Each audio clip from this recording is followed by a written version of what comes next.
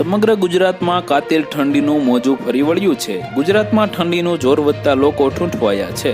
કચ્છનું નલિયા રાજ્યનું સૌથી ઠંડુ શહેર બન્યું છે। નલિયાનું તાપમાન 9.2 ડિગ્રી નોંધાયું છે। તો અન્ય શહેરોની વાત કરીએ તો પોરબંદરનું તાપમાન 13.4 ડિગ્રી નોંધાયું છે। રાજકોટ, ડીસા અને ભુજનું તાપમાન 14 ડિગ્રી નોંધાયું છે।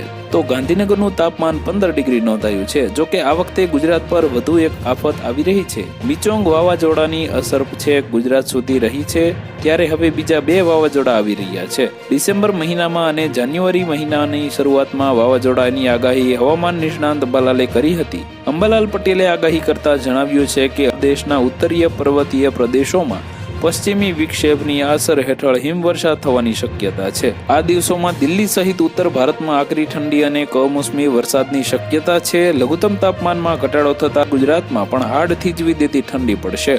આજથી અરબી સમુદ્રમાં લો પ્રેશરના કારણે હલચલ શરૂ થઈ ગઈ છે।